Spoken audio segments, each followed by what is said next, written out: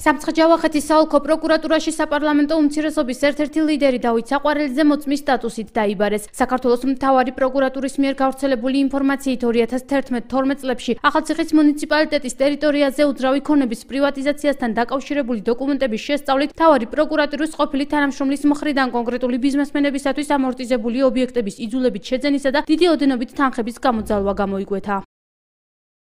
გამოძიების მიერ ამ ეტაპზე დადგენილია სხვა მაღალ ჩინოსნებიც, რომლებიც მონაწილეობას ღებულობდნენ კონკრეტული ბიზნესმენებისათვის დიდი ოდენობით თანხის გამოძალვასა და ამ თანხებით შემდგომში ამორტიზებული და ბიზნესისათვის აბსოლუტურად გამოუცადეგარი შენობა-ნაგებობების იძულებით შეძენაში. საქართველოს მთავარმა პროკურატურამ მოწმის სახით უკვე დაკითხა გიორგი ყავლაშვილი, რომელიც ერთ-ერთი ბიზნესმენის ეფრაიმ გურის პატიმრობაში მყოფი შვილის ადვოკატი იყო. როგორც ყავლაშვილი ამბობს, ბიზნესმენი იმდროინდელი მთავარი პროკურორის მოადგილეს დავით საყვარელიძეს შეხვდა. გამოძიების ინფორმაციით ეფრაიმ გურმაშვილის თავისუფლებისა და საქმეზე ბრალდების შეწყვეტის სანაცვლოდ გამოთქვა მზადყოფნა ნებისმიერი თანხის გადასახდელად. საბოლოოდ მან ახალციხის მუნიციპალიტეტსა და მცხეთაში ამორტიზებული ობიექტის შეძენის გზით 1 მილიონი გადაიხადა. სწორედ ეს გახდა დავით საყვარელიძის სამცხე-ჯავახეთის პროკურატურაში გამოძახების მიზეზი, რომელზეც მან უარი განაცხადა. საპარლამენტო უმცირესობის ერთ-ერთი ლიდერი ამის შესახებ Facebook-ის საკუთარ გვერდზეც წერს. ეგეც ახალი უწყება. ამჯერად რას მედავებიან არ დაუკონკრეტებიათ. უბრალოდ მოდი სამცხე-ჯავახეთის პროკურატურაშიო, ალბათ დაავიწყდეთ, რომ მე მაინც მაქვს ნასწავლი სისხლის სამართლის პროცესი და იურიდიული დიპლომიც არ გამხდია სადავო.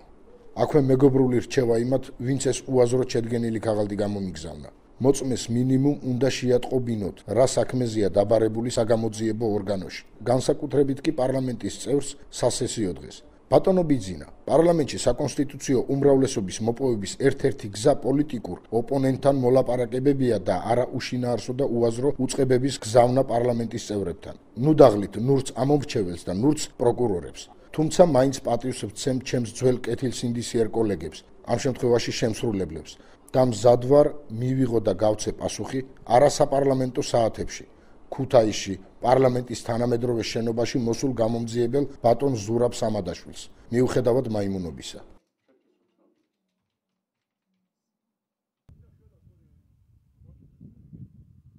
აღნიშნული ეპიზოდის მიხედვით სამცხე-ჯავახეთის საოლქო პროკურატურა დავით საყვარელიძეს კონკრეტულად ახალციხის მუნიციპალიტეტის სოფელ ტატანიშში ამორტიზებულ კულტურის სახლთან დაკავშირებით ედავება, რომელიც 2011 წლის 2 დეკემბერს ისრაელის მოქალაქე ეფრაიმ გურმა მისი წარმომადგენლის გიორგი ჩხეიძის მეშვეობით 11,000 ლარად შეფასებული ობიექტი 409,200 ლარად შეიძინა. მოხდა თუ არა აღნიშნული ობიექტის პრივატიზაცია, დეტალებში გასარკვევად ეკოს გადამღები ჯგუფი სოფელ ტატანის ესტუმრა.